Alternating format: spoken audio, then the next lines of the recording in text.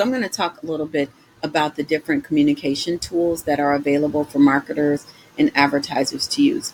First of all, we want to consider some of the pros and cons associated with television. As you guys know, marketers, brands, advertising agencies are moving away from traditional communication tools, right, such as print and television. However, we know that there's still a place for television, especially if we think about Super Bowl advertising, right? So even though there's more of a reliance or greater reliance on digital media, we know there's still a place for television. So what are some of the pros and cons associated with television advertising?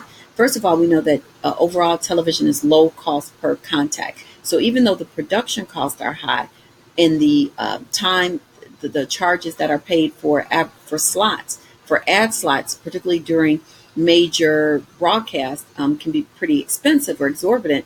We still know that the cost per contact is low, right? We know that with television, you get the combination of audio and visual, which is a benefit. We know that television offers a lot of creative flexibility, but we know some of the cons are that the amount of attention that consumers pay is rather limited because consumers are able to zip and zap, because they're able to fast forward, particularly because of the DVR capabilities. Consumers aren't a captive audience as they once were. So there are some limitations associated with television. Kind of moving along, when we think about digital advertisements, such as like mobile and social media advertisements, obviously the costs are lower. These forms of advertisement are less expensive.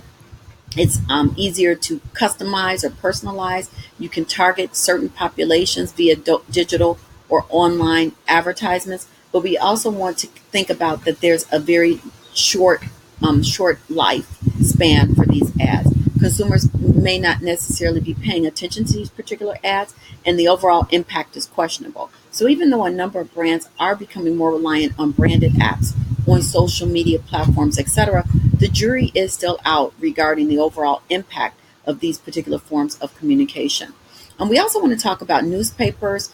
Newspapers are interesting in that consumers tend to trust ads that are placed in newspapers because of the editorial content of the information that's presented within newspapers. Okay, so consumers tend to be more trusting of ads because newspapers are considered to be a reliable source of information.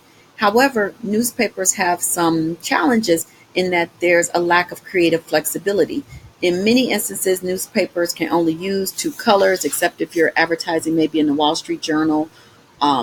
Other than that, or maybe the New York Times, other than that, there's very limited creative opportunities with newspapers.